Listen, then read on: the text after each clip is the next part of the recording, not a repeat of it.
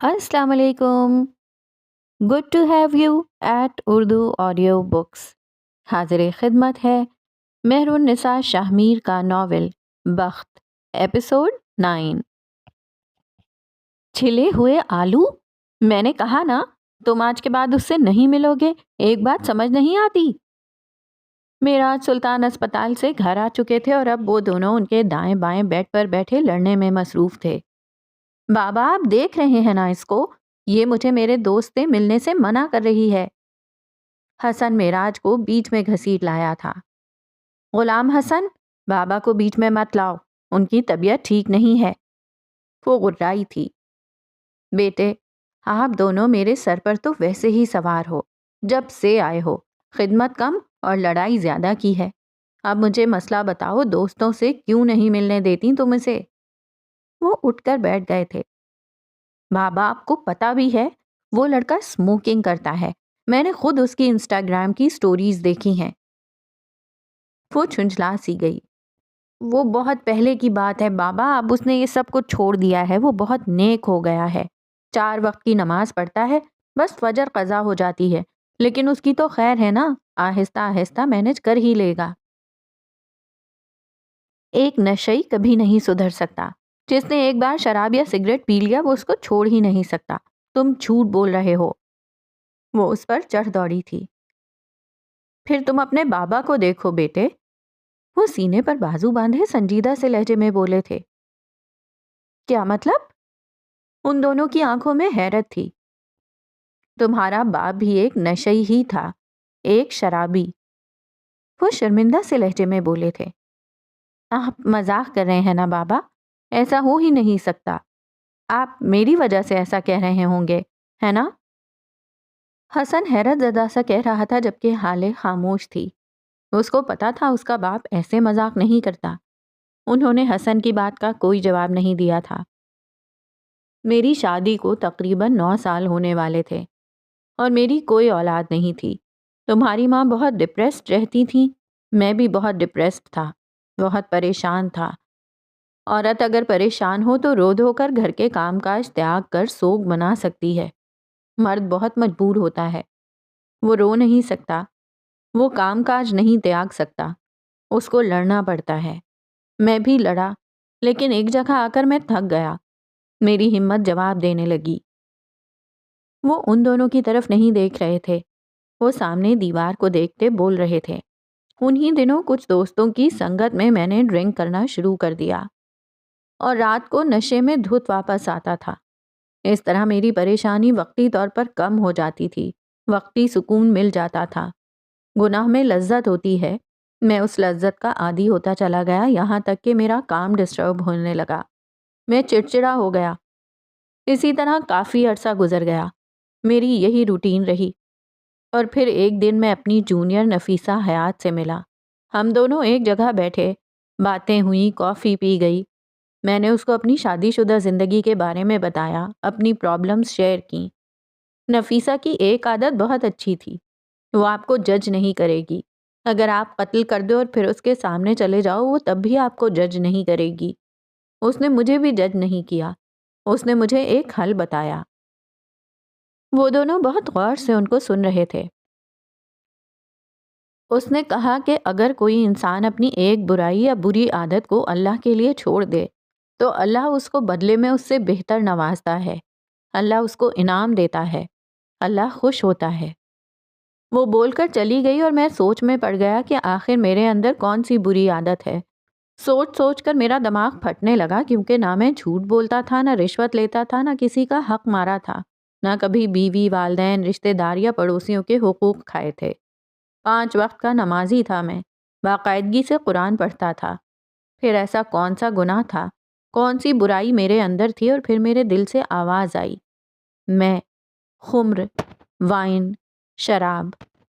4 मुख्तलिफ अल्फाज लेकिन माना एक ही, गुनाह। और फिर उस दिन उस कैफ़े में बैठकर मैंने शराब को अल्लाह के लिए छोड़ा। यह आसान नहीं था।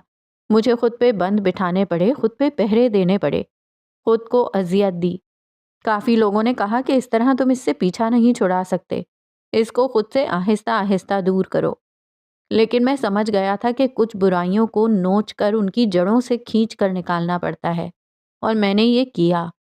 تمہارے باپ نے یہ کیا۔ اس کے 2 مہینے بعد مجھے پتا چلا کہ میں باپ بننے والا ہوں۔ وہ فیلنگز، وہ کیفیت، وہ بیان سے باہر ہے۔ ساری دنیا مجھ سے پوچھتی ہے معراج سلطان، تم حالے سے اتنی محبت کیوں کرتے ہو؟ میں انہیں کیا بتاؤں؟ اولاد سے تو محبت ہوتی ہی ہے، لیکن حالے تو انعام بھی ہے، خدا کا تحفہ۔ میرے اللہ نے مجھے برائی چھوڑنے کا بدلہ اتنا اچھا دیا کہ میں آج تک اس کا شکر گزار ہوں۔ حسن نے ڈبڈبائی آنکھوں سے اپنے بابا کو دیکھا تھا۔ اور میری باری؟ تب کیا ہوا تھا وہ بھی بتائیں نا۔ اس کے لہجے میں اشتیاق تھا۔ دونوں باپ بیٹی نے ایک دوسرے کو دیکھا تھا اور پھر معراج سلطان نے نفی میں گردن ہلائی تھی۔ تمہاری باری پہ تو کچھ خاص نہیں ہوا بیٹے۔ کچھ تو ہوا ہوگا، کچھ خاص۔ اماں سے پوچھے نا، شاید ان کو کچھ پتا ہو۔ میں ان کے ساتھ ہی ہوتا ہوں بچے، تم نارمل ہو لیکن میرے لیے بہت خاص ہو۔ اور حسن کی آنکھوں کی جوت بجھ گئی تھی، جبکہ حالے نے مسکراہٹ دبائی تھی۔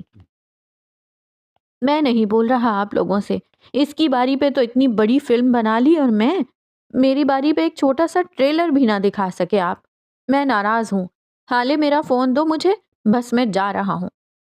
وہ نروٹھے پن سے بولا تھا۔ میرے پاس کوئی فون نہیں ہے، نکلو یہاں سے۔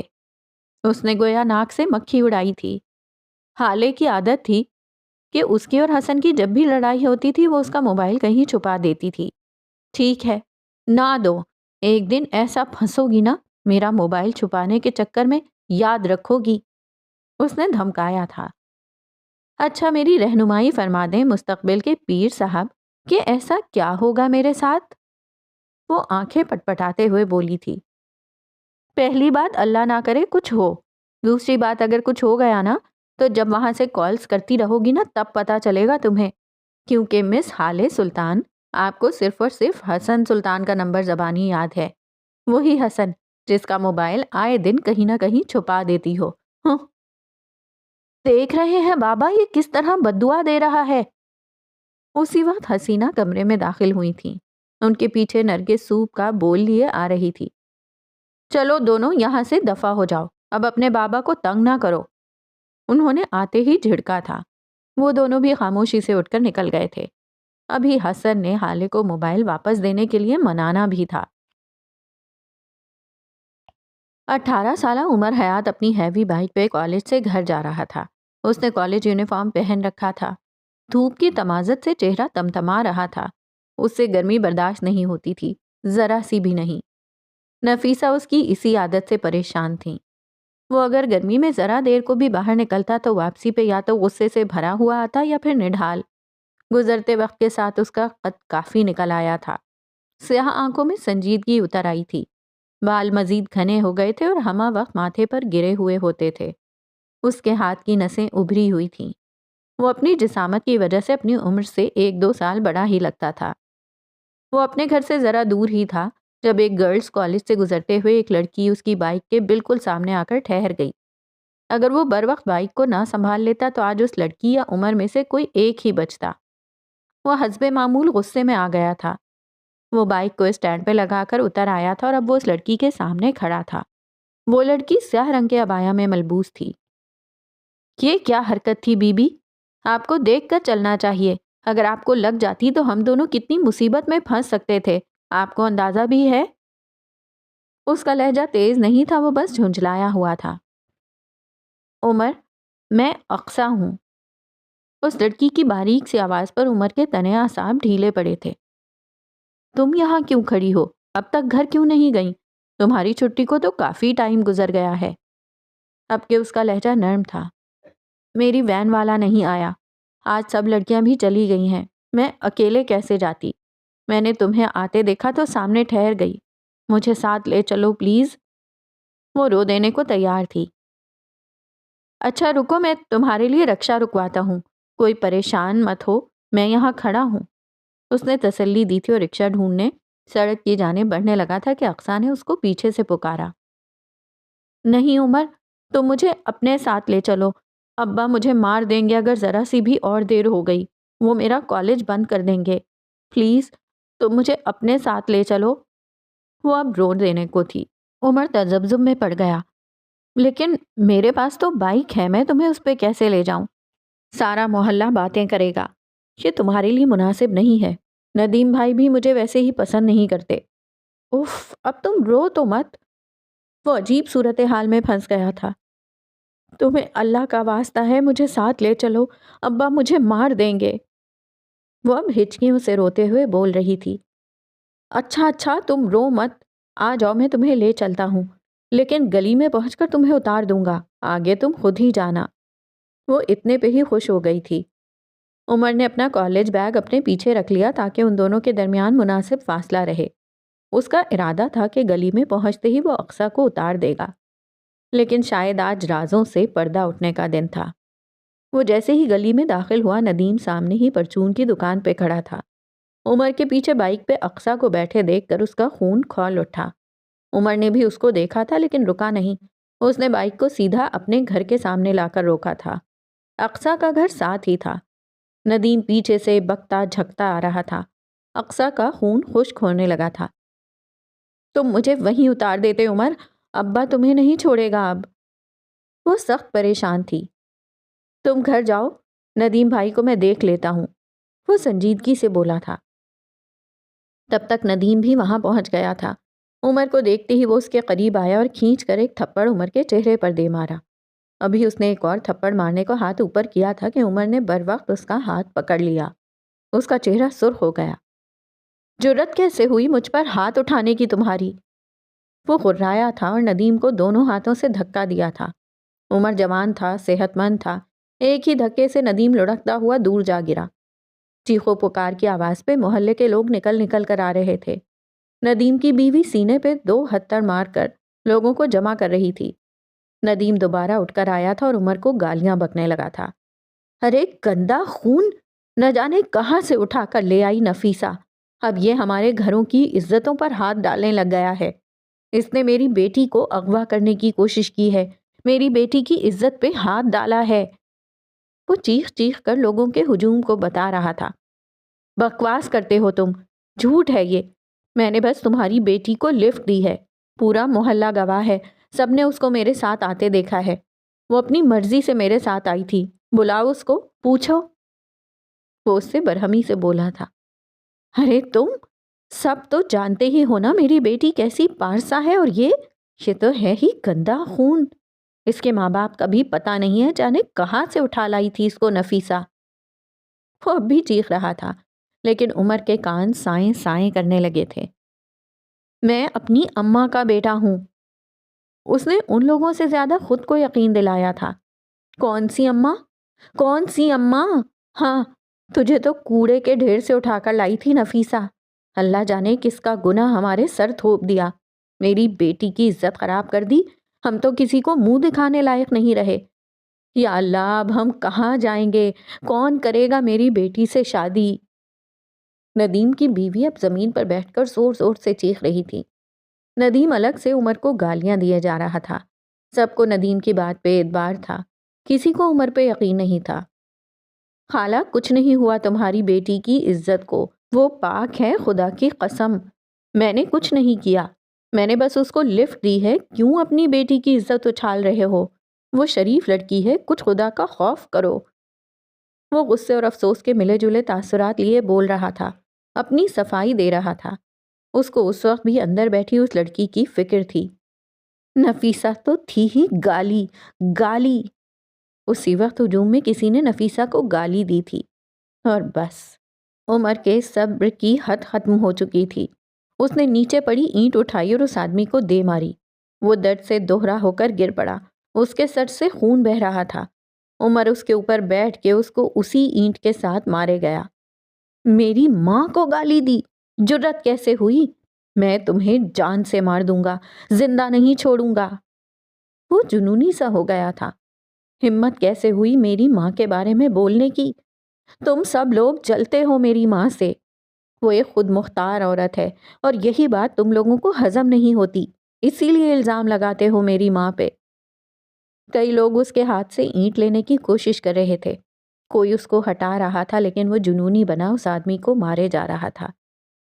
کوئی نہیں جلتا تیری ماں سے، جا کر پوچھ اپنی ماں سے کون ہے تیرا باپ، کس کی اولاد ہے تو، یہاں مردانگی دکھا رہا ہے؟ اتنا مرد ہے تو جا کر اپنے باپ کا پتہ تو لگا، بلکہ تیرے جیسوں کے تو نہ جانے کتنے باپ ہوں گے۔ ندیم نے زہر اگلا تھا۔ عمر خون سے تر ہاتھوں کے ساتھ اٹھا تھا اور زخمی شیر کی طرح ندیم پہ جھپٹا تھا۔ لاتیں، مکے، تھپڑ، اس کو جو سمجھ میں آتا وہ اس کو مارے جاتا۔ وہ کراٹے چیمپئن تھا، اس نے کئی اور ایسے کورسز کر رکھے تھے، وہ باقاعدگی سے جم جاتا تھا۔ ان لوگوں سے نپٹنا اس کے لیے اتنا مشکل نہیں تھا، لیکن وہ ان کی زبانیں نہیں بند کر سکتا تھا۔ ہجوم میں سے کئی لوگ اس کی ماں کے بارے میں بات کر رہے تھے، کوئی اس کے باپ کا پوچھ رہا تھا، کوئی گالی دے رہا تھا، لیکن وہ بس یہی پکارے جاتا تھا، میں عمر حیات ہوں، میں اپنی اماں کا بیٹا ہوں، تم سب جھوٹے ہو، اس کے گھر کا دروازہ توڑو، نکالو اس کی ماں کو باہر، آج دیکھ لیں گے اس کو بھی۔ یہ ندیم کا بھائی تھا جو عمر کے گھر کے دروازے کی جانب بڑھا تھا۔ سندھ کے لوگوں میں کسی کے گھر کا دروازہ توڑنا یا گھر میں گھسنا بہت بڑی بات سمجھی جاتی ہے، اس پہ قتل تک ہو جاتے ہیں، یہ ان کی عزت کا معاملہ بن جاتا ہے۔ عمر نے ندیم کو دور دھکیلا تھا، اب وہ اس کے بھائی کی جانب بڑھا تھا۔ میرے گھر کے دروازے کو ہاتھ مت لگانا، وہ غرایا تھا۔ کیوں تیری وہ گالی، ماں گھر پہ کیوں چھپی بیٹھی ہے؟ ذرا نکل کر آئے نا، ہم بھی تو اس سے پوچھیں، تیرے جیسا بدذات کہاں سے اٹھا کر لائی؟ کس باپ کا خون ہے تو، یا پھر کتنے باپ ہیں تیرے؟ وہ بکے گیا۔ اس نے جیسے ہی عمر کے گھر کے دروازے کو ہاتھ لگایا تھا، عمر ایک ہی جست میں اس تک پہنچا تھا اور اس کا وہی ہاتھ اس کی کمر کی جانب موڑ کر اتنی زور سے جھٹکا دیا تھا کہ ہڈی ٹوٹنے کی آواز آئی تھی۔ ندیم سڑک پر پڑا کراہ رہا تھا، اس کی بیوی اس کے پاس بیٹھی عمر اور نفیسہ کو بددعائیں دے رہی تھی۔ جس آدمی نے نفیسہ کو گالی دی تھی اس کی حالت بہت خراب ہو چکی تھی۔ ندیم کے بھائی کا بازو ٹوٹ گیا تھا، لیکن عمر کا غصہ اور غم کسی صورت ختم نہ ہوتا تھا۔ اب وہ اپنے دروازے پر کھڑا تھا، کسی محافظ کی طرح وہ وہاں کھڑا غرا رہا تھا، میں عمر حیات ہوں، نفیسہ حیات کا بیٹا، یہی میرا خاندان ہے اور یہی میرا نام، میں اپنی اماں کا بیٹا ہوں، میں خدا کو حاضر ناظر جان کر کہتا ہوں میں نے ندیم کی بیٹی سے کسی قسم کی کوئی بھی بدتمیزی نہیں کی، میں نے اس کی عزت پہ ہاتھ نہیں ڈالا، وہ پاک ہے، با کردار ہے، تم لوگوں کو اگر یقین آتا ہے تو یہی سچ ہے، اور اگر نہیں آتا تب بھی یہی سچ ہے۔ آج سے کئی سال پہلے نفیسہ بھی اپنے دروازے پر کھڑی ہو کر اسی طرح دہاڑ رہی تھیں۔ آج وہ منظر ایک بار پھر تازہ ہوا تھا۔ اسی وقت پولیس موبائل وہاں آ کر رکی، 3-4 سپاہی اور ایک ASI مستعدی سے پولیس موبائل سے باہر نکلے تھے۔ محلے والوں نے شور مچا مچا کر ہنگامہ کھڑا کر دیا تھا۔ انہوں نے پولیس سے عمر کو گرفتار کرنے کو کہا۔ پولیس کے پوچھنے پر عمر نے بس اتنا کہا تھا، ان لوگوں نے میری ماں کو گالی دی، میں نے ان کو مارا ہے، میں قبول کرتا ہوں۔ وہ سنجیدگی سے کہہ کر پولیس موبائل میں بیٹھ گیا تھا۔ زخمیوں کو اسپتال لے جایا جا رہا تھا۔ عمر کے ہاتھوں پہ اب بھی خون لگا تھا، اس کی وردی پہ بھی خون کے چھینٹے تھے۔ تھانے میں جا کر اس کو لاک اپ میں بند کر دیا گیا تھا، لیکن FIR نہیں کاٹی گئی تھی۔ پولیس نے اس سے کسی کو فون کر کے بلانے کو کہا تھا۔ اس نے زری کو کال کروائی تھی۔ زری کو آئے بھی 2 گھنٹے ہو گئے تھے، وہ آ کر جا بھی چکی تھی، لیکن نفیسہ کا کوئی پتہ نہیں تھا۔ دوپہر سے رات ہو گئی تھی اور پھر تقریباً رات کے 10 بجے نفیسہ آئی تھیں۔ ان کے ساتھ کوئی آدمی بھی تھا، عمر 45 یا 50 کے قریب، سوٹڈ بوٹڈ سا وہ آدمی کوئی اعلیٰ عہدیدار لگتا تھا۔ SHO اب بہت ادب کے ساتھ اس آدمی سے بات کر رہا تھا۔ سائیں، اس لڑکے پہ اقدام قتل اور ریپ کیس بنتا ہے، پورا محلہ گواہ ہے اس بات کا کہ اس نے وہاب نامی آدمی کو اتنا مارا ہے کہ وہ مرتے مرتے بچا ہے۔ اس لڑکی کا باپ، اس نے اس کی ہڈی پسلی ایک کر دی ہے اور اس لڑکی کے چچا کا بازو توڑ دیا ہے۔ سائیں، کھلم کھلا غنڈہ گردی کر رہا تھا یہ لڑکا۔ وہ تو آپ کے حکم پہ میں نے FIR نہیں کاٹنے دی، ورنہ محلے والے تو اتنے مشتعل تھے کہ میرے 10 افسر بھی ان کو سنبھال نہیں پا رہے تھے۔ وہ تو چاہتے تھے کہ میں لڑکے کو ان کے حوالے کر دوں تاکہ وہ اس کو بھی اسی طرح ماریں جیسے اس نے ان لوگوں کے عزیزوں کو مارا ہے۔ وہ بات کو بڑھا چڑھا کر بتا رہے تھے۔ وہ یہ ثابت کرنا چاہتے تھے کہ وہ ان پہ کوئی احسان عظیم کر رہے ہیں تاکہ مستقبل میں اپنے کام نکلوا سکیں۔ اگر ان لوگوں میں اتنا ہی دم ہوتا تو اس وقت دکھا دیتے۔ اب ان کی مثال خالی برتن جیسی ہے، وہ بس شور ہی کر سکتے ہیں۔ اور بات اگر کیس کی ہے تو میں کرتی ہوں ان پہ کیس، بات ایف آئی آر کی ہے تو کاٹی میری ایف آئی آر۔ لکھے ندیم نامی شخص اپنے وہاب بھائی کے ساتھ میرے گھر میں چوری کرنے گھسا، اور جب میرے بیٹے نے ان کو پکڑا تو انہوں نے شور مچایا اور میرے بیٹے پہ زیادتی کا الزام لگا دیا۔ اس وقت میرے گھر سے 5 لاکھ کیش اور 10 تولہ سونا غائب ہے۔ اور وہ تیسرا آدمی، اس پہ لکھیں اب وہ تیسرا آدمی ہر دوسرے دن کوئی نہ کوئی عورت اٹھا کر لاتا تھا اور اپنے گھر میں عیاشی کرتا تھا۔ اس کا گھر میرے گھر کے بالکل ساتھ ہے۔ میرا گھر آج بند تھا، میں شہر سے باہر تھی اور میرا بیٹا کالج گیا تھا، تو اس آدمی نے یہ موقع غنیمت جانا اور یہی عمل میرے گھر میں دہرایا۔ اس کے اس عمل میں ندیم اور وہاب دونوں شامل تھے۔ تو جب میرا بیٹا گھر آیا اور اس آدمی کو یہ عمل کرتے دیکھا تو وہ مشتعل ہو گیا، اور جب اس کو گھر سے نکالنے لگا تو اس نے میرے بیٹے پر حملہ کر دیا، اور پھر میرے بیٹے نے جو کچھ بھی کیا سیلف ڈیفenس میں کیا۔ اور رہی بات اس لڑکی کی، تو لکھیں وہ لڑکی روز میرے بیٹے کو محبت بھرے رقعے بھیجتی تھی اور اس کو ورغلانے کی کوشش کرتی تھی، اور جب میرے بیٹے نے اس کی پیش قدمی کو ٹھکرا دیا تو وہ لڑکی ان اوچھے ہتھ کنڈوں پر اتر آئی۔ وہ دبا دبا سا غرا رہی تھیں۔ بی بی خدا کا خوف کرو، وہ لڑکی با کردار ہے، ایس ایچ او نے ٹوکا تھا۔ اور میرا بیٹا وہ بد کردار ہے؟ وہ مرد ہے تو اس کا یہ مطلب ہوا کہ وہی گناہ گار ہے؟ خوب کہی آپ نے بھی۔ اگر بات میرے بیٹے کے کردار پہ آئی تو سارے محلے کو بد کردار ثابت کر دوں گی میں، ایک ایک کو تھانے میں گھسیٹوں گی۔ سمجھ کیا رکھا ہے مجھے؟ عدالت میں کھڑے ہونا چھوڑا ہے میں نے، میرے اندر سے عدالتوں میں ہونے والی مکاری نہیں گئی۔ مجھے قانون مت سکھائیں۔ اور کوئی ہے باقی؟ کسی اور کو کوئی تکلیف ہے میرے بیٹے سے؟ وہ ان کو دیکھتے ہوئے چبا چبا کر پوچھ رہی تھیں۔ بی بی آپ کیا چاہتی ہیں؟ اب ایس ایچ او گویا عاجز آ گیا تھا۔ میں یہ چاہتی ہوں کہ میرے بیٹے کو میرے ساتھ جانے دیا جائے، اس کے خلاف کوئی ایف آئی آر نہ کاٹی جائے اور اس سارے معاملے سے اس کو نکال دیا جائے۔ محلے والوں سے صلح نامے پہ دستخط چاہیے مجھے، ڈنڈ، دیت، قصاص، جرمانہ سب بھرنے کو تیار ہوں میں۔ ان کے اسپتال کے بلز ادا کرنے کو تیار ہوں میں، جو کچھ میرے بیٹے نے کیا اس کا کفارہ ادا ہو جائے گا اس سے۔ نفیسہ آپ اطمینان رکھیں، سب ہو جائے گا، میں آپ کے ساتھ ہوں۔ ہم جیسے دوستوں کے ہوتے ہوئے آپ کو پریشان ہونے کی ضرورت نہیں ہے۔ وہ سوٹڈ بوٹڈ آدمی اس سارے وقت میں پہلی بار کچھ بولا تھا۔ ہم دوست نہیں ہیں کرنل محمد دین صاحب، میں نے انگلی سے سینے پہ دستک دی تھی۔ آپ کو ایسے 1000 مسئلوں سے نکالا ہے، اور اب آپ میرے بیٹے کو اس سارے میس سے نکالیں گے۔ میں باہر اپنی گاڑی میں بیٹھی ہوں، میرا بیٹا 10 منٹ تک میرے ساتھ گاڑی میں ہونا چاہیے۔ وہ نرم مگر 2 ٹوک لہجے میں بول کر باہر چلی گئی تھیں، عمر سے ملی تک نہیں تھیں۔ اور پھر 10 منٹ بعد عمر ان کے ساتھ گاڑی میں بیٹھا تھا۔ وہ نہ ڈرا ہوا تھا نہ اداس تھا، اس کے چہرے پر کوئی تاثر نہیں تھا، بس خاموشی تھی، سرد مہری تھی، طوفان سے پہلے کی خاموشی۔ یوسف سلطان کے کمرے میں ایک بار پھر عدالت لگی تھی، وہ بھی صبح صبح۔ ابھی مہر، حالے اور حسن سو رہے تھے جب دادا جان نے گھر کے سارے بڑوں کو اپنے کمرے میں بلوا لیا تھا۔ حسینہ اور فروا صوفے پر بیٹھی تھی، جبکہ شمس اور معراج ایک دوسرے کے سامنے کرسیوں پر بیٹھے تھے۔ معراج ذرا نڈھال سے لگتے تھے، جبکہ شمس بے بسی بھرے غصے سے غیر آرامدہ سے بیٹھے تھے۔ کل شام تم نے کمپنی کے تمام ملازمین کے سامنے اپنے بھائی پہ ہاتھ اٹھایا معراج، میں وجہ جان سکتا ہوں؟ چند ایک غیر ضروری باتوں کے بعد یوسف سلطان نے باروب سے لہجے میں سوال کیا تھا۔ بابا جان، میں آپ سے درخواست کرتا ہوں کہ میرے دونوں بچوں کو یہاں بلایا جائے، میں ان کے سامنے ساری بات کرنا چاہتا ہوں۔ یہ باتیں بچوں کو بیچ میں بٹھا کر نہیں کی جاتی معراج، یہ بڑوں کے معاملے ہیں۔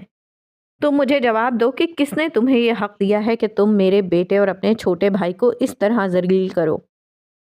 اب کی بار ان کا لہجہ سخت تھا۔ بابا جان، شمس نے میری اجازت کے بغیر میری زمین کا سودا کر دیا اور مجھے اس بات پر غصہ آ گیا، لیکن میں شرمندہ ہوں۔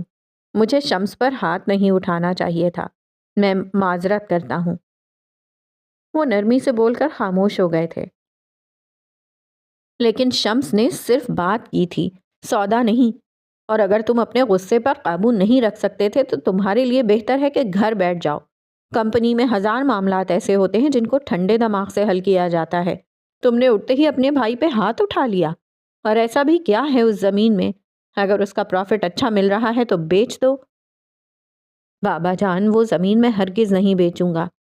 میں نے 2 سال اس زمین کو خریدنے کے لیے تلوے گھسائے ہیں۔ اول تو اس کا مالک راضی نہیں تھا، اور جب وہ راضی ہوا میرے پاس اتنی رقم نہیں تھی۔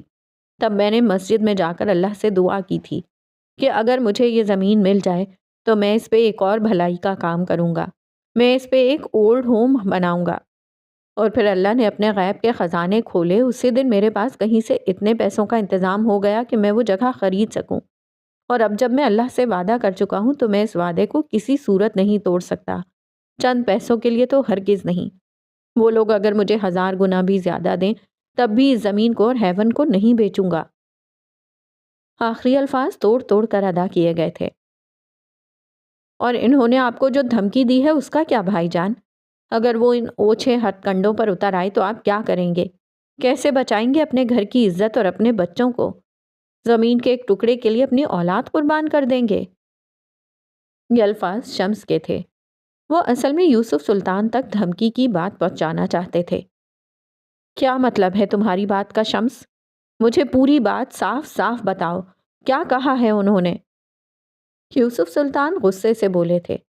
معراج پرسکون سے تھے، جیسے ان کو کسی بات کے کھلنے کا ڈر ہی نہیں تھا۔ بابا جان، ان لوگوں نے بھائی سے کہا ہے کہ اگر انہوں نے ہیون اور اس سے ملحقہ زمین ان کو نہ بیچی تو وہ لوگ ہیون میں رہنے والے 18 سال سے کم عمر کے تمام بچوں کے کھانوں میں زہر ملا دیں گے، اور 18 سال سے زیادہ عمر کے بچوں کو ڈرگز پر لگا دیں گے۔ اور یہ کام ان کے لیے بالکل بھی مشکل نہیں۔ ان کو بس وہاں کام کرنے والے چند لوگوں کو خریدنا ہوگا، اور اگر اس کے بعد بھی بات نہ بنی تو وہ لوگ بھائی جان کے بچوں تک بھی جا سکتے ہیں۔ میں نے تو بس اپنے گھر کے بچوں کو بچانے کے لیے کیا تھا سب کچھ، لیکن بھائی جان مجھے ہمیشہ سے کم عقل ہی سمجھتے ہیں۔ انہوں نے سارے جہاں کی خیر خواہی کا ذمہ گویا اپنے سر لے رکھا تھا۔ انہوں نے ہمارے گھر کے بچوں کا نام لیا اور تم خاموش رہے۔ کیا کوئی گرے پڑے ہیں ہم لوگ؟ وہ شاید جانتا نہیں ہے ہمیں۔ اگر آج بھی میں اپنی پہ آ گیا تو اس مرزا کے سارے خاندان کو تباہ کر دوں گا۔ اب تو یہ میری ضد ہے۔ جاؤ اس مرزا سے جا کر کہو نہیں بیچتا میں اس کو زمین، نہ ہیون کا سودا ہوگا۔ وہ جو کچھ کر سکتا ہے کر لے۔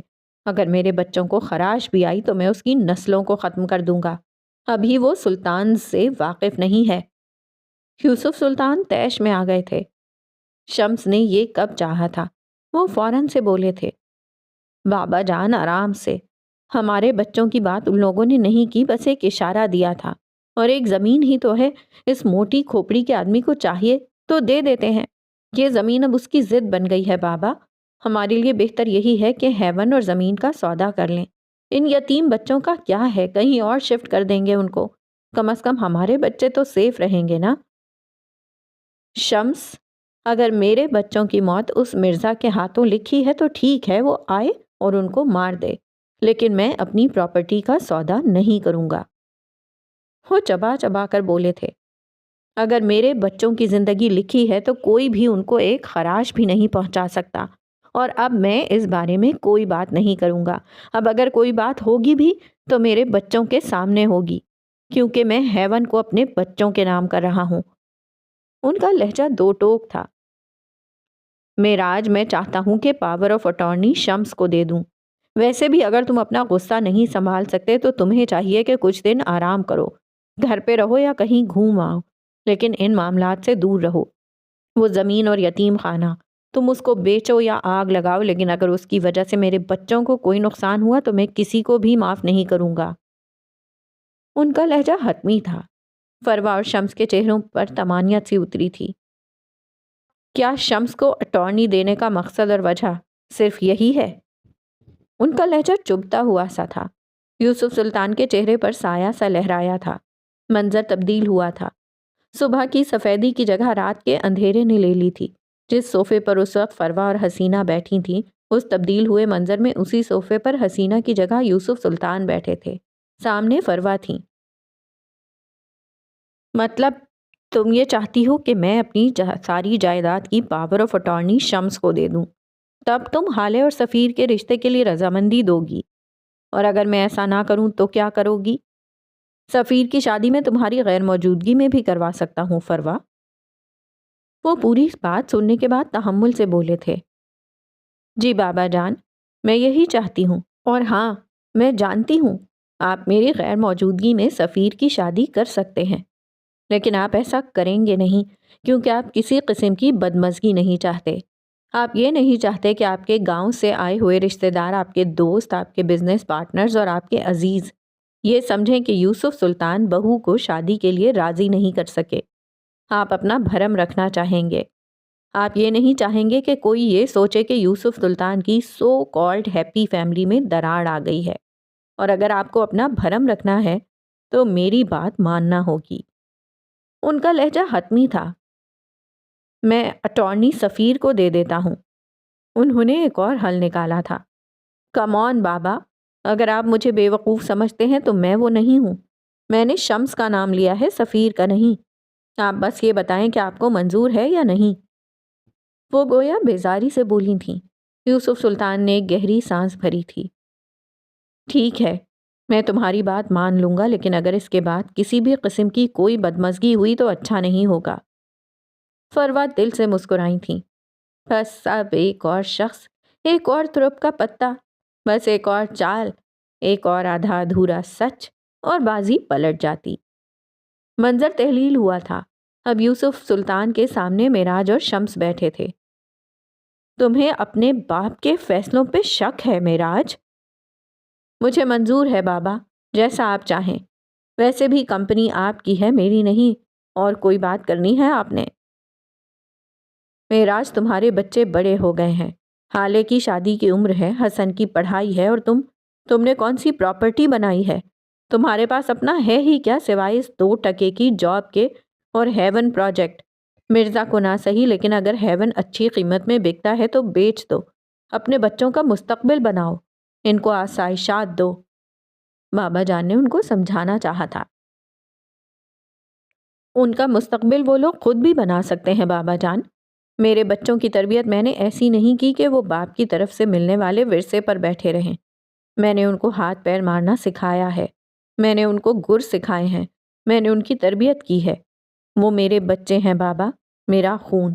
ان کو سب پتا ہے کہ انہوں نے سروائیو کیسے کرنا ہے، انہوں نے خود کو کیسے منوانا ہے، ان کی صلاحیت کیا ہے، وہ اپنی دنیا خود بنا سکتے ہیں۔ میں ان کی آخرت کا سامان کرنا چاہتا ہوں۔ اگر ان دونوں نے ہیون پروجیکٹ کو بغیر کسی مفاد یا لالچ کے صرف اللہ کی رضا کے لیے چلایا تو ان کی آخرت سنور جائے گی۔ وہ دنیا سنوار لیں گے، سب بچے سنوار لیں گے۔ ان کی آخرت سنور جائے، میرے لیے یہی بہت ہے۔ وہ نرمی سے بول کر خاموش ہوئے تھے۔ میں تمہاری باتیں نہ پہلے سمجھ سکا ہوں نہ آج سمجھوں گا۔ خیر، مجھے یہ کہنا تھا کہ 10 دن بعد حالے کی سالگرہ ہے۔ میں چاہتا ہوں اسی روز سفیر اور حالے کا نکاح کر دیا جائے۔ فروا اور شمس کو کوئی اعتراض نہیں ہے۔ حالے سے میں بات کر لوں گا۔ کیا تم میرے فیصلے سے اتفاق کرتے ہو؟ وہ معراج کو دیکھتے پوچھ رہے تھے۔ نہیں، مجھے کوئی اعتراض نہیں، لیکن حالے سے بات کرنی ہوگی۔ معراج سلطان سنجیدگی سے بولے تھے۔ لیکن بابا جان، بہت سے کام کرنے ہوں گے، ابھی تو ہماری کوئی تیاری بھی نہیں ہے، کچھ وقت تو چاہیے ہوگا ہمیں۔ حسینہ اس سارے وقت میں پہلی بار بولی تھیں۔ بھابھی، سب کچھ مل کر کر لیں گے، پریشان نہ ہوں آپ۔ فروا مسکرا کر بولی تھیں۔ باقی کسی کو کوئی اعتراض نہیں تھا۔ یوسف سلطان جیسے کھل اٹھے تھے۔ ان کی سب سے بڑی خواہش پوری ہونے والی تھی۔ انہوں نے خوش تو ہونا ہی تھا۔ معراج خاموشی سے اٹھ کھڑے ہوئے تھے۔ ان کا دل بوجھل سا تھا۔ وہ جب لاؤنج میں آئی تو حسن کسی اخبار میں منہ دیے بیٹھا تھا۔ آس پاس اور بھی کافی اخبار اکٹھے کر رکھے تھے۔ وہ ایک اخبار کو کھنگالتا اور پھر واپس رکھ دیتا۔ وہ اپنے کام میں اتنا محو تھا کہ حالے کی آمد کا پتہ بھی نہیں چلا۔ چھلے ہوئے آلو، یہ تمہیں اخبار پڑھنے کا شوق کب سے جاگ گیا؟ وہ دھپ سے اس کے برابر صوفے پر بیٹھتے ہوئے بولی تھی۔ اس نے سبز رنگ کی گھٹنوں تک آتی شرٹ کے ساتھ سبز ہی بڑے بڑے پائنچوں والی شلوار پہن رکھی تھی۔ بال جوڑے میں باندھ رکھے تھے۔ سیاہ آنکھوں میں اب بھی نیند تھی۔ دیکھ رہا ہوں، چچی جان کی خودکش دھماکے کی خبر کہاں چھپی ہے؟ چلو دھماکہ نہ صحیح، کیسے خودکشی کی یہی چھاپ دیتے۔ لیکن نہیں، ان اخبار والوں سے کچھ نہیں ہوگا۔ وہ اتنے سنجیدہ سے انداز میں بولا تھا کہ حالے نے اس کو گھور کر دیکھا تھا۔ بھلا چچی کیوں کریں گی ایسا؟ بدتمیز، اس نے گھرکا تھا۔ تمہاری اور سفیر بھائی کی شادی کی ڈیٹ فکس ہو گئی ہے، انہوں نے تو مرنا ہی ہے، یا پھر کل کے اخبار میں تمہارے مرڈر کی نیوز چھپے گی، لیکن یہ تو طے ہے کہ فروا خانم یہ شادی نہیں ہونے دیں گی۔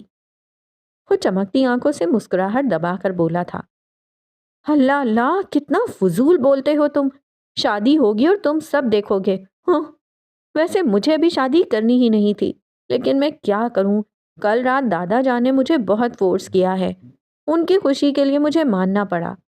وہ اپسیٹ لگتی تھی۔ ایک بات کہوں حالے، تم سفیر بھائی سے شادی نہ کرو، وہ یکدم سنجیدگی سے بولا تھا۔ حالے نے سر صوفے کی پشت سے ٹکا لیا تھا اور تھوڑی دیر بعد جب بولی تو اس کی آواز میں تکان سی تھی۔ کیوں نہ کروں؟ کوئی وجہ تو ہوگی۔ شاید وہ خود کو بھی کوئی توجیہ پیش کرنا چاہتی تھی۔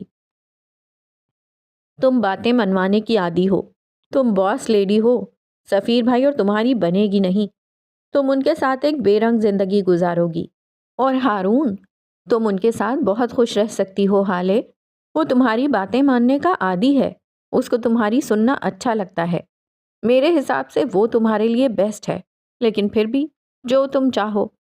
اس نے کندھے اچکائے تھے۔ حالے خاموش رہی، بولی کچھ نہیں۔ اسی وقت ہارون بھی گنگناتا ہوا لاؤنج میں داخل ہوا تھا۔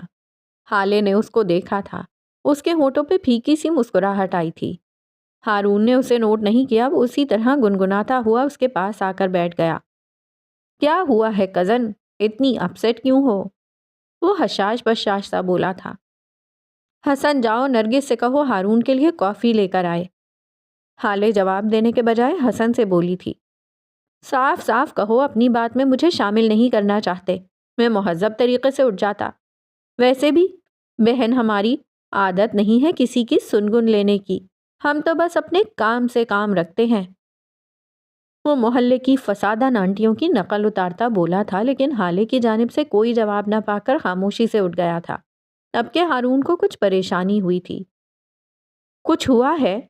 حالے مجھے بتاؤ، اس سفیر نے کچھ کہا ہے؟ کچھ بولو بھی۔ اس کی گرے آنکھوں میں واضح فکر تھی۔ وہ مجھے تنگ کرنے لگا ہے ہارون، پتہ نہیں کیوں مجھے لگتا ہے جیسے مجھ سے غلطی ہو گئی ہے، میں جلد بازی کر بیٹھی ہوں۔ یہ وہ سفیر نہیں ہے جس کو میں نے پسند کیا تھا، جس سے میں شادی کرنا چاہتی تھی۔ تمہیں پتہ ہے رات انہوں نے مجھ پہ اتنا شاؤٹ کیا جسٹ بیکاز میں نے ان کی کال نہیں پیک اپ کی۔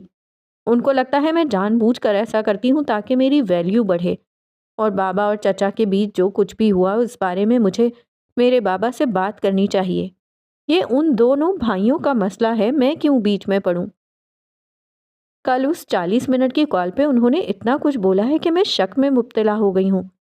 وہ شراب پیتے ہیں، ان کی کئی لڑکیوں سے دوستیاں ہیں، ہم دونوں بہت الگ ہیں۔ مجھے لگتا ہے میں ایک غلط ایکویشن میں پھنس گئی ہوں، میں کیا کروں کچھ سمجھ نہیں آتا۔ وہ آنکھیں بند کیے سر کو صوفے کی پشت سے ٹکائے بول رہی تھی۔ ہارون بس اس کو دیکھ کر رہ گیا۔ اس کو چھوڑ دو حالے، ختم کر دو یہ تعلق، آگے جا کر وہ تمہیں بہت ہرٹ کرے گا۔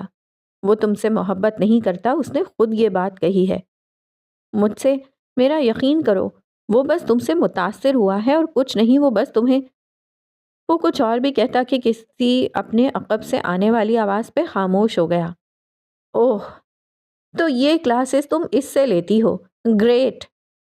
اس آواز پہ حالے کرنٹ کھا کر سیدھی ہوئی تھی۔ سفیر لاؤنج کے دہانے پہ کھڑا چپتی نظروں سے ان دونوں کو دیکھ رہا تھا۔ تم ہماری ذاتی باتیں اس کو بتاتی ہو، اور یہ اس کی اتنی جرت کہ یہ تمہیں میرے خلاف بہکائے۔ حالے افسوس ہو رہا ہے مجھے تم پہ، میں تو یہاں تم سے رات کی ساری باتوں پر معافی مانگنے آیا تھا اور تم یہاں میرے ہی خلاف محاذ کھولے بیٹھی ہو۔ سفیر بات کو غلط رخ مت دیں، ہم بس بات کر رہے تھے، اور میں کوئی بچی نہیں ہوں جو کسی کی باتوں میں آ جاؤں گی۔ وہ نرمی سے بولی۔ وہ اس وقت جھگڑا نہیں چاہتی تھی جبکہ ہارون اٹھ کھڑا ہوا تھا۔ میں چلتا ہوں، تم دونوں بات کر لو۔ وہ نارمل سے لہجے میں بولتا سفیر کے پاس سے گزرنے لگا۔ جب سفیر نے اس کی کوہنی کو پکڑا، ساتھ نرگس کو آوازیں دینے لگا۔ حالے چپتی نظروں سے اس کو دیکھتی رہی۔ سفیر مجھے جانے دو، تم دونوں اپنے مسئلے حل کر لو، میں کوئی جھگڑا نہیں کروانا چاہتا۔ اسی وقت نرگس پلیٹ میں مٹھائی لیے ان کے پاس آئی تھی۔ سفیر صاحب معذرت، دراصل میں مٹھائی لینے کچن میں گئی تھی، ہارون صاحب کی امی آئی ہیں نا تو ان کے لیے جی۔ اس کو لمبے جواب دینے کی عادت سی تھی۔ اسی لیے تو تمہیں بلایا ہے۔ نرگس، مٹھائی ہی تو چاہیے تھی، وہ مسکراتے ہوئے بولا تھا اور ساتھ ایک گلاب جامن اٹھا کر ہارون کے سامنے کیا تھا۔ کوہنی ہنوز تھام رکھی تھی۔ یہ کس خوشی میں؟ ہارون ناگواری سے بولا تھا۔ یہ لو یار، کھاؤ تو صحیح۔ اس نے زبردستی اس گلاب جامن کو ہارون کے منہ میں ٹھونسا تھا۔ حالے کو سفیر کی حرکت پہ غصہ آیا تھا لیکن کچھ بولی نہیں۔ ہم دونوں کی شادی فکس ہو گئی ہے، 10 دن بعد نکاح ہے ہمارا، اسی کی مٹھائی ہے یہ۔ وہ بظاہر مسکرا رہا تھا لیکن اس کی آنکھوں میں تپش سی تھی۔ ہارون شاہد نے اپنی زندگی میں اتنا کڑوا گلاب جامن نہیں کھایا تھا۔ اس نے بے اختیار اپنی کوہنی چھڑائی تھی اور تیز تیز چلتا سلطان منزل کے دروازے کی جانب بڑھ گیا تھا۔ اس کی آنکھوں میں پانی بھرتا جا رہا تھا، ہر منظر دھندلا سا ہو رہا تھا۔ کئی ایک بار تو وہ گرتے گرتے بچا تھا۔ اب وہ سلطان منزل کے گیٹ سے باہر نکل آیا تھا اور ایک دیوار کی اوٹ میں کھڑا اس مٹھائی کو تھوک تھوک کر نکال رہا تھا۔ کبھی شرٹ کی آستین سے زبان کو رگڑ رہا تھا۔ کڑوا پن ایسا تھا کہ ختم نہ ہوتا تھا۔ اس کو لگ رہا تھا اس کا سانس بند ہو رہا ہے۔ وہ کبھی اپنے سینے پہ ہاتھ مارتا تو کبھی بند مٹھی سینے پر مار کر خود کو پرسکون کرتا۔ اس کا دل جل رہا تھا۔ اتنی تکلیف ہوگی، اس نے یہ کب سوچا تھا؟ اس کی آنکھوں سے آنسو بہتے جا رہے تھے جنہیں وہ بار بار شرٹ کی آستین سے رگڑ لیتا۔ وہ رو رہا تھا، بہت بری طرح رو رہا تھا۔ اس کو تکلیف ہو رہی تھی، بہت تکلیف۔ ہارون بیٹے، یہاں کیا کر رہے ہو؟ شاہد حسین کی آواز پہ اس نے مڑ کر دیکھا تھا۔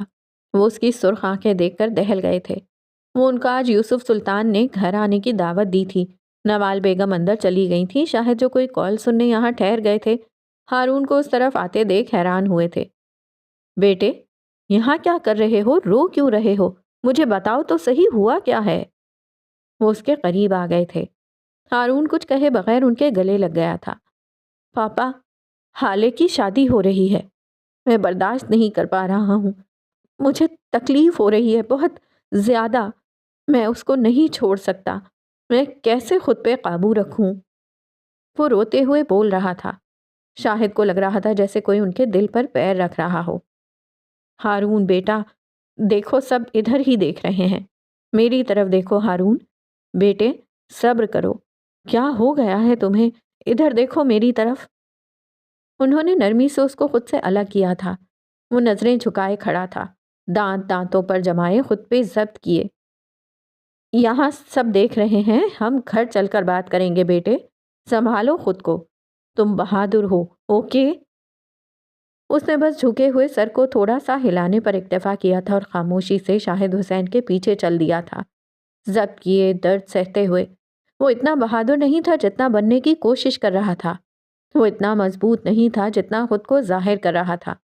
دوسری طرف حالے اور سفیر ایک دفعہ پھر آمنے سامنے تھے۔ آپ نے کیوں اس کے ساتھ بیر باندھ لیا ہے؟ وہ میرا اکلوتا دوست ہے، اس کو ہرٹ ہوتا ہے تو مجھے بھی برا لگتا ہے۔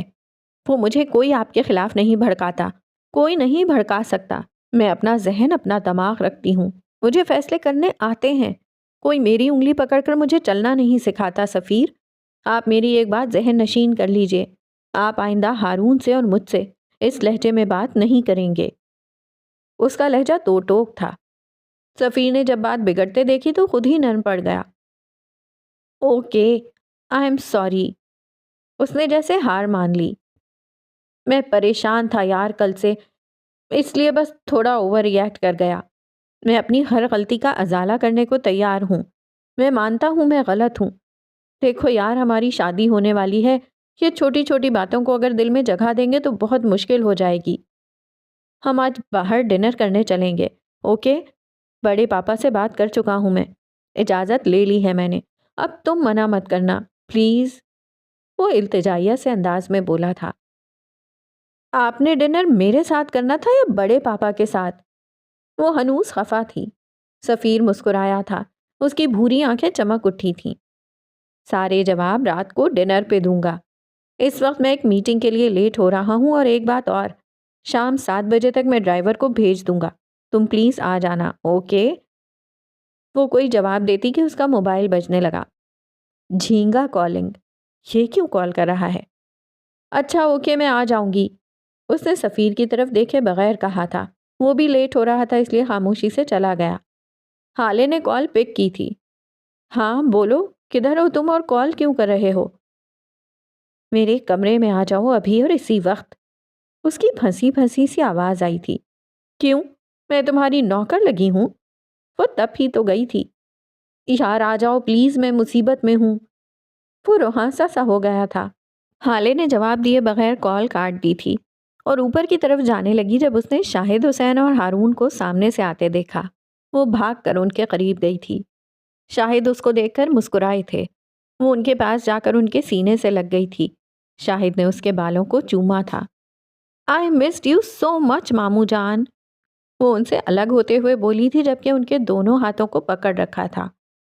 میں نے بھی تمہیں بہت مس کیا تھا۔ انہوں نے اس کے ہاتھ اوپر کر کے چوم لیے تھے۔ ہاں، اسی لیے تو ایک چکر بھی نہیں لگایا ہماری طرف۔ اتنے مصروف ہیں کہ میرے لیے بھی وقت نہیں نکال سکے۔ لڑکی، اب تو آ گیا ہوں نا، سارا دن ساتھ گزاریں گے، اب خوش ہو؟ تھوڑی دیر وہاں کھڑے رہنے کے بعد شاہد اندر کی جانب بڑھ گئے تھے اور حالے ہارون کے ساتھ حسن کے کمرے میں چلی گئی تھی۔ وہ دونوں ایک کیفے میں ایک دوسرے کے آمنے سامنے بیٹھی تھیں۔ یہ کیفے ایک کھلی جگہ پہ بنایا گیا تھا، کھلے آسمان کے نیچے۔ اوپر کوئی چھت نہیں تھی، بس آسمان تھا، آگ برساتا آسمان۔ ہر ٹیبل کے ساتھ ایک چھتری نما کوئی چیز لگی تھی۔ اس کو کھولو تو وہ آپ کے اوپر سایہ کر دیتی تھی اور آپ کو جھلساتی دھوپ سے بچا لیتی تھی۔ مہر نے نیلے رنگ کا پرنٹڈ لان کا سوٹ پہن رکھا تھا، کانوں میں ٹاپس، بالوں کی اونچی پونی ٹیل بنا رکھی تھی۔ وہ اداس تھی، اس کے برعکس فروا فریش سی تھیں۔ گھٹنوں سے ذرا اوپر تک آتی برینڈڈ شرٹ، اس کے نیچے بڑے پائچوں والا ٹراؤزر، کانوں میں ڈائمنڈ ٹاپس، پھوری آنکھوں میں مسکارا اور انگلیوں میں پہنی ڈائمنڈ رنگز، ہونٹوں پہ سجی سرخ لپسٹک۔ وہ مکمل تیاری کے ساتھ آئی تھیں۔ تو تم یہ کہہ رہی ہو کہ تم نے سفیر پہ گیو اپ کر دیا ہے؟ وہ سکون سے بولی تھیں۔ میں نے گیو اپ نہیں کیا، میرے پاس کوئی اور آپشن ہی نہیں تھا۔ مجھے ابا کا پیار چاہیے تھا۔ میں ماما کے احسانوں تلے دبی ہوئی ہوں۔ حالے سے بہت محبت ہے مجھے، میں اس کو ہرٹ نہیں کر سکتی۔ اس کا لہجہ تھکا تھکا سا تھا۔ تم قربانی دو گی لیکن پھر بھی تمہیں یوسف سلطان کی محبت نہیں ملے گی۔ جب تک حالے اس گھر میں ہے تب تک تو بالکل نہیں۔ وہ اس کے ہوتے ہوئے تمہیں پوچھیں گے بھی نہیں۔ ابھی ان کا وعدہ نیا نیا ہے، اس لیے وہ تم سے بات کرتے ہیں، تمہاری لائی ہوئی چیزیں خاموشی سے لے لیتے ہیں۔ لیکن میری بات یاد رکھو مہر، جس دن حالے اور سفیر کی شادی ہو گئی وہ یہ تک بھول جائیں گے کہ کوئی مہر ماں تھی بھی یا نہیں۔ اگر تمہیں یوسف سلطان چاہیے تو حالے کو بیچ سے نکالنا ہوگا۔ وہ تمہاری سو کالڈ ماں، اس کو دیکھا ہے کتنی خوش ہے، وہ کس طرح ہنس ہنس کر اپنی بیٹی سے بات کر رہی ہے، کیسے خوشی خوشی شادی کی شاپنگ کر رہی ہے۔ اس کو تمہارا احساس بھی نہیں ہے مہر۔ کوئی تمہارے لیے نہیں سوچے گا سوائے میرے، کوئی تمہارا ساتھ نہیں دے گا سوائے میرے۔ حالے کی شادی کے فوراً بعد تمہاری شادی کر دی جائے گی، پھر کیسے حاصل کرو گی یوسف سلطان کی محبت؟ رہ لو گی سفیر کے بغیر؟ ان کے انداز میں چیلنج تھا۔ حالے کی وجہ سے مجھے ہمیشہ پیچھے کیا گیا۔ وہ کسی غیر مرئی نقطے پر نظر جمائے بول رہی تھی۔ پہلے امی نے، پھر ابا نے اور اب سفیر نے۔ حالے نے مجھ سے میرے سارے محبوب لوگ چھین لیے۔ اس نے میرا ہر رشتہ اسپوائل کیا۔ میں ہمیشہ سے اس کے جیسی بننا چاہتی تھی، اس کی جگہ آنا چاہتی تھی لیکن نہیں آ سکی۔ ابا نے مجھے حالے کی وجہ سے خود سے دور کر دیا۔ امی حالے کی وجہ سے مر گئیں۔ اگر اس دن حالے ضد نہ کرتی تو امی نہ مرتیں، اور اگر امی نہ مرتیں تو ابا مجھ سے پیار کرتے۔ سفیر نے مجھے حالے کی وجہ سے چھوڑا، لیکن وہ استہزائیہ سی ہنسی تھی۔ میں اس کو کچھ نہیں کہہ سکتی، اس لیے نہیں کہ وہ میری بہن ہے، بلکہ اس لیے کیونکہ اس کی ماں نے مجھے پالا ہے، مجھ سے محبت کی ہے۔ میرے بس میں کچھ بھی نہیں ہے، میں کچھ نہیں کر سکتی، میں احسان فراموش نہیں بن سکتی۔ وہ فروا کی جانب نہیں دیکھ رہی تھی، اس نے گردن موڑ رکھی تھی۔ تم سے محبت بس میں کرتی ہوں اور کوئی نہیں۔ تم حالے کی ماں کے لیے صرف ایک گلٹ ہو۔ کیا تم نے کبھی ان کو نماز پڑھتے دیکھا ہے؟ وہ جب دعا مانگتی ہیں تو ہچکیوں سے روتی ہیں۔ ان کی تہجد تک کبھی قضا نہیں ہوتی، اس لیے نہیں کہ وہ ایک اچھی مسلمان ہیں، اس لیے کیونکہ وہ ڈرتی ہیں، وہ خدا کے قہر سے ڈرتی ہیں۔ ان کو ڈر لگتا ہے کہ اگر ایک بھی نماز چھوٹی تو اللہ ان سے ناراض ہو جائے گا، ان کے عیب زمانے کے سامنے کھل جائیں گے، اللہ ان کو بے پردہ کر دے گا۔ مہر، وہ تم سے محبت نہیں کرتی، وہ حالے سے محبت کرتی ہیں۔ تم نے کبھی نوٹ کیا ہے وہ کیسے اس کو ڈانٹتی ہیں، حق جتاتی ہیں، صحیح غلط کی پہچان کرواتی ہیں، لیکن تم چاہے قتل ہی کراؤ، وہ تمہیں کچھ نہیں کہیں گی۔ تم جو پہنو، جو کھاؤ، جو پیو، وہ تمہیں اف تک نہیں کریں گی۔ اگر کچھ کہیں گی تو ان کا گلٹ اود کر آ جائے گا، ان کا دل پھر زخمی ہوگا، ان کو پھر تکلیف ہوگی۔ وہ خود کو اذیت سے بچانے کے لیے تم سے محبت کا ڈرامہ کرتی ہیں۔ تم میری بات سمجھتی کیوں نہیں ہو؟ وہ جیسے عاجز آ گئی تھیں۔ مہر اب بھی ان کو نہیں دیکھ رہی تھی، اس کی بھوری آنکھیں اب بھی سپاٹ تھیں۔ اب آپ یہ کہیں گی کہ ان کی بیٹی کی وجہ سے میری ماں مر گئی، یہی گلٹ ہے انہیں، ہے نا؟ امی تو اس دن ہی مر گئی تھی جب ابو نے ان کو طلاق دی تھی، اس لیے آپ کی یہ سب باتیں بیکار ہیں۔ اس کا لہجہ بیزار سا تھا۔ فروا ٹیبل پر آگے کو ہوئی تھیں، انہوں نے اپنی آواز سرگوشی جتنی دھیمی کر لی تھی۔ اور اگر میں یہ کہوں کہ تمہارے والدین کی طلاق حسینہ بھابی کی وجہ سے ہوئی تھی تو، اور اگر میں یہ کہوں کہ ان کو اسی بات کا گلٹ ہے تو؟ وہ اس کے کانوں میں سور پھونک کر پیچھے ہٹی تھیں۔ مہر نے اتنی تیزی سے مڑ کر دیکھا تھا کہ گردن کے چٹکنے کی آواز آئی تھی۔ اس نے فروا کی آنکھوں میں کوئی جھوٹ، کوئی دھوکہ تلاشنا چاہا، لیکن ان کی آنکھوں میں بس سچ تھا، ثبوت کے ساتھ۔ مہر گنگ سی ان کو دیکھے گئی۔ اس کو لگا تھا جیسے آسمان سے پتھروں بھرا تھال اس کے سر پر لڑکا دیا گیا ہو، اس کے دل کو کسی نے مٹھی میں لے کر دبایا تھا۔ تکلیف حد سے سوا تھی، شوق جان لیوا تھا۔ اس نے 2 دن سے نہ صحیح سے کچھ کھایا تھا، نہ بات کی تھی، بس اپنے کمرے میں بیٹھا رہتا یا گھنٹوں کسی غیر مرئی نکتے پر نظریں جمائے بیٹھا رہتا۔ نفیسہ نے اس کو کچھ نہیں کہا تھا، ان کو اندازہ تھا وہ اس وقت ٹرامیٹائز تھا۔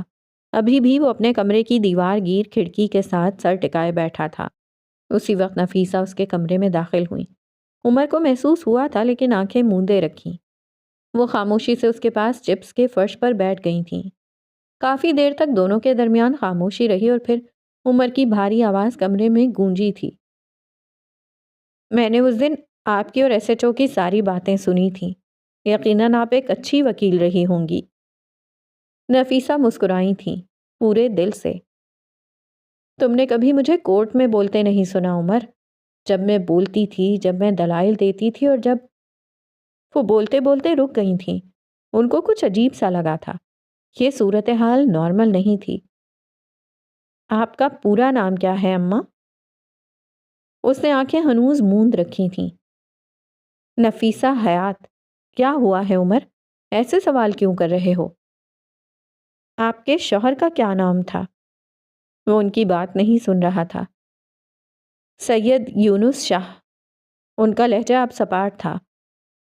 پھر میرا نام سید عمر یونس کیوں نہیں ہے؟ اس نے آنکھیں کھول لی تھیں۔ اس کی آنکھوں میں ایسا درد تھا کہ نفیسہ کے دل کو کچھ ہوا تھا۔ نفیسہ خاموش رہی تھی، ان کے پاس بولنے کو کچھ نہیں تھا۔ آپ نے مجھے اپنے باپ کا نام کیوں دیا؟ مجھے میرے باپ کا نام کیوں نہیں دیا؟ یا پھر یہ کہیں کہ میں ان کا بیٹا ہی نہیں ہوں؟ اماں، میں آپ کا بیٹا تو ہوں نا؟ اس نے آخری سوال نہ جانے کس خدشے کے پیش نظر کیا تھا۔ تم میرے بیٹے ہو عمر، تم میری جان ہو، میری اولاد ہو تم۔ انہوں نے خود سے زیادہ عمر کو یقین دلایا تھا۔ پس منظر میں کوئی اور ہی آواز گونج رہی تھی۔ وہ گندا خون ہے نفیسہ، وہ تمہیں چھوڑ دے گا، وہ آسیب ہے، وہ سب کچھ کھا جائے گا۔ مجھے ہمیشہ لگتا تھا یہ لوگ آپ سے جلتے ہیں، یہ لوگ آپ کو جھیل نہیں پاتے، اس لیے الزام لگاتے ہیں۔ میں آپ ہی کا بیٹا ہوں، آپ کا خون، لیکن نہیں، میں تو گندا خون ہوں۔ پتہ نہیں میں جائز بھی ہوں یا نہیں۔ اس کی آنکھوں میں نمکین پانی بھرنے لگا تھا۔ اماں مجھے بتائیں میرے ماں باپ کون تھے، میں کون ہوں، آپ مجھے کہاں سے لائی ہیں؟ خدا کے لیے مجھے سب بتا دیں ورنہ میں پاگل ہو جاؤں گا۔ آپ میری ماں ہیں یا نہیں؟ میرا باپ کون ہے؟ کچھ تو بتائیں مجھے۔ وہ برہمی سے بول رہا تھا۔ میں تمہاری ماں ہوں عمر، میں نے تمہیں پیدا نہیں کیا لیکن میں تمہارے لیے راتوں کو جاگی ہوں۔ میں نے تمہیں 9 مہینے اپنی کوکھ میں نہیں رکھا لیکن تمہاری تکلیف سے مجھے تکلیف ہوتی ہے۔ تم میرا خون نہیں ہو لیکن تمہارے لیے میں کسی سے بھی لڑ سکتی ہوں۔ میں نے تمہیں ہمیشہ بیسٹ دیا ہے عمر، تم میرے بیٹے ہو۔ تمہاری اصل ماں کو تو تمہاری شکل بھی یاد نہیں ہوگی۔ تم جب پیدا ہوئے تھے اس کے 2 گھنٹے بعد تم میری گود میں آئے تھے۔ تمہیں اللہ نے میرے پاس بھیجا ہے۔ تم میرا سرمایہ ہو، میرا کل جہاں، میری متاع حیات۔ تم میرے بیٹے ہو، میری عمر بھر کی کمائی ہو تم۔ وہ عمر سے زیادہ خود کو یقین دلا رہی تھی۔ وہ ایک دن تمہیں چھوڑ دے گا نفیسہ، وہ تمہارا کیریئر کھا گیا، تمہارا وقار کھا گیا، وہ سب کچھ کھا جائے گا، تم اکیلی رہ جاؤ گی۔ مطلب میں آپ کا بیٹا نہیں ہوں؟ وہ شاکڈ نہیں تھا، اس کو اندازہ تھا۔ 2 دن پہلے ان لوگوں کی وثوق سے کئی باتوں میں کہیں نہ کہیں وہ ایمان لے آیا تھا۔ وہ اٹھ کھڑا ہوا تھا۔ اماں میں آپ کا بیٹا نہیں ہوں، میں کون ہوں؟ کہاں سے لے کر آئی ہیں آپ مجھے؟ کون ہے میرا باپ؟ میری ماں کون ہے؟ کیوں دیا انہوں نے مجھے آپ کو؟ اماں مجھے بتائیں، سب بتائیں۔ اس کی آنکھیں سرخ تھیں، وہ تیز تیز بول رہا تھا۔ میں نہیں جانتی تمہارے خاندان کو، میں کچھ نہیں جانتی عمر، تم سب باتیں چھوڑو، جو ہونا تھا وہ ہو گیا، تم میرے بیٹے ہو۔ انہوں نے عمر کی کوہنی تھامنی چاہی جسے عمر نے بے دردی سے چھڑایا تھا۔ مطلب انہوں نے مجھے پھینک دیا تھا۔ آپ ان کو نہیں جانتی۔ مطلب مجھے لگا تھا میرے ماں باپ نے مجھے آپ کے حوالے کیا ہوگا، لیکن وہ اب شاکڈ تھا۔ اوہ میرے خدایا، یہ میں کس کھیل کا حصہ بن گیا ہوں؟ یہ کیا ہو رہا ہے میرے ساتھ؟ اللہ کیوں کیوں کیوں میرے ساتھ ہی کیوں؟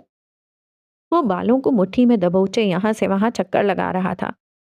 کیوں اٹھا کر لائیں تھیں آپ مجھے؟ جب میرے ماں باپ نے مجھے نہیں اپنایا تو آپ کیوں اٹھا کر لائیں؟ اتنے سال میں دھوکے میں رہا۔ اس دن سب لوگوں کو اس 2 ٹکے کے ندیم کی بات کا یقین تھا لیکن میرا نہیں، کیونکہ اس کی کریڈیبلٹی تھی، اس کا خاندان تھا، اس کے پاس نام تھا، عزت تھی، اور میں خالی ہاتھ تھا۔ اس نے اپنے دونوں ہاتھ نفیسہ کے چہرے کے سامنے کیے تھے۔ میرا کوئی خاندان نہیں تھا، میری کوئی اوقات نہیں تھی، میری کوئی کریڈیبلٹی نہیں تھی۔ میں ایک ایسی اولاد تھا جس کو اس کے ماں باپ نے بھی قبول نہیں کیا تھا۔ یا اللہ میری تو ساری زندگی جھوٹ تھی، میرا وجود جھوٹا ہے، ناپاک ہے، گندا ہے۔ وہ بلند آواز میں چلا رہا تھا۔ عمر میں نے تمہارے لیے سب کچھ کیا ہے، آگے بھی کروں گی۔ تمہارا خاندان میں ہوں، میں نے تمہارے لیے دنیا چھوڑی ہے۔ تم مجھ سے پوچھو تم کیا ہو؟ تم میرا پورا جہان ہو۔ لوگوں کی باتوں میں کیوں آتے ہو عمر؟ یہ سب جھوٹے ہیں، تم میرا سچ ہو۔ وہ رونے لگی تھی۔ میں نہیں جانتی تھی تمہاری فیملی کون ہے، تم کون ہو۔ میں نے تمہیں کوڑے کے ڈھیر سے اٹھایا تھا، لیکن میں 1 ہفتہ بعد ہی تمہارے باپ کا پتہ لگا چکی تھی۔ میں ساری زندگی تمہیں اپنے پاس رکھ کر گلٹی نہیں رہ سکتی تھی۔ میں تمہارے باپ کے پاس تمہیں لے گئی تھی لیکن انہوں نے تمہیں قبول نہیں کیا۔ ان کی زندگی مکمل تھی عمر، اس میں تمہاری کوئی جگہ نہیں تھی۔ تم میرے لیے آئے تھے عمر، میری زندگی ادھوری تھی، تمہیں اس کو مکمل کرنا تھا۔ عمر کی بیماری کے بعد وہ آج روئی تھیں۔ آپ نے میرے لیے کچھ نہیں کیا۔ وہ دانت پیس کر غرایا تھا۔ آپ ایک ضدی عورت تھیں۔ آپ نے مجھے اپنی انا کی تسکین کے لیے پالا۔ آپ کو ہمیشہ وہی کام کرنا ہوتا تھا جس سے آپ کو روکا جائے۔ آپ نے میرے معاملے میں بھی وہی کیا۔ آپ نے ساری دنیا اپنے لیے چھوڑی اماں۔ میرے لیے اگر کچھ کرنا تھا تو آپ امریکہ سے واپس ہی نہ آتی۔ میرے لیے اگر کچھ کرنا تھا تو یہ محلہ چھوڑتی۔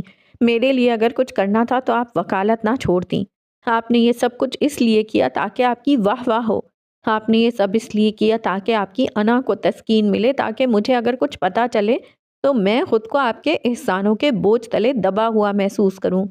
مجھے اتنے سال دھوکے میں رکھا، اتنے سال میں نے سارے محلے والوں کی غلیظ نظریں، زو مانی جملے، ہر کچھ اس لیے برداشت کیا کیونکہ مجھے لگتا تھا یہ لوگ سب اس لیے کہتے ہیں کیونکہ یہ آپ کا مقابلہ نہیں کر سکتے، ایک مضبوط عورت کو جھیل نہیں سکتے۔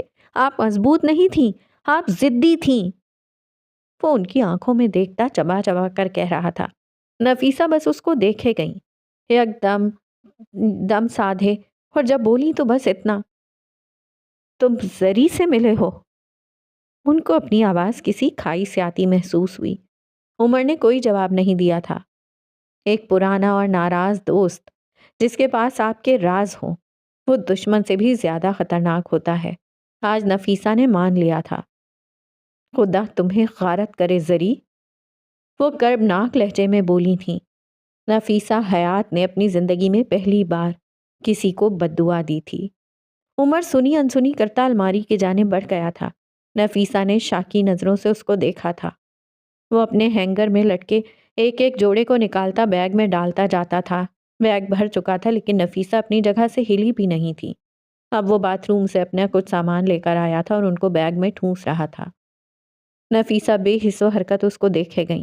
اب اس کا بیگ تیار تھا۔ اس نے بیگ کندھے پہ رکھا تھا اور نفیسہ کی طرف دیکھ کر بولا تھا، میں جا رہا ہوں اماں، جو ذلت میں نے اس دن دیکھی ہے اس کے بعد میں ان لوگوں کا سامنا نہیں کر سکتا۔ اب میں تب واپس آؤں گا جب میری کوئی عزت ہوگی، میری بات کی کریڈیبلٹی ہوگی، میرا کوئی مقام ہوگا۔ میں اپنے خاندان کو ڈھونڈنے جا رہا ہوں، میری واپسی کا انتظار مت کیجیے گا۔ اس کا لہجہ سپاٹ تھا۔ نفیسہ نے ذہن پہ زور دیا تھا، ان کو ایسی اذیت کب ہوئی تھی؟ جب ان کا باپ مرا تھا؟ نہیں، جب ان کا شوہر مر گیا تھا؟ نہیں، جب ان کی پہلی اولاد دنیا میں آنے سے پہلے مر گئی تھی؟ نہیں، جب عمر بیمار ہوا تھا؟ نہیں، جب ان کا لائسنس کینسل ہوا تھا؟ نہیں، یہ اذیت سب اذیتوں سے بڑی تھی۔ یہ دکھ تمام دکھوں پر بھاری تھا۔ یہ غم دیمک ثابت ہونے والا تھا۔ عمر مت جاؤ، وہ رندھے ہوئے لہجے میں بولی تھیں۔ آنسو ابل ابل کر ان کی آنکھوں سے باہر نکل رہے تھے۔ تم میرا سہارا ہو، میری اولاد ہو، تم میرے بیٹے، میرا مان، میرا واحد رشتہ۔ مجھے بے سہارا مت کرو، مجھے ہجر کا غم نہ دو، تم میرا سرمایہ ہو، مجھے خالی ہاتھ نہ کرو، عمر رک جاؤ۔ وہ گیلے چہرے کے ساتھ بول رہی تھیں۔ آنسوؤں کی وجہ سے عمر کا چہرہ دھندلایا سا لگتا تھا۔ مجھے مت روکیں اماں، میں رک جاؤں گا، اور اگر میں رک گیا تو عذاب بن جاؤں گا۔ مجھے اولاد رہنے دیں، مجھے عذاب نہ بننے دیں۔ وہ بول کر رکا نہیں تھا، کمرے کا دروازہ پار کر گیا تھا۔ نفیسہ نے آنکھیں صاف کی تھیں۔ منظر صاف ہو گیا تھا اور اس منظر میں عمر حیات نہیں تھا۔ نفیسہ کو لگا تھا جیسے عمر ان کے دل پر پیر رکھ کر گیا ہو۔ وہ فرش پر بیٹھتی چلی گئی تھیں اور چند ہی لمحوں بعد دہاڑے مار مار کر روتی جاتی اور ایک ہی سطر دہراتی جاتی، اللہ تمہیں غارت کرے زری۔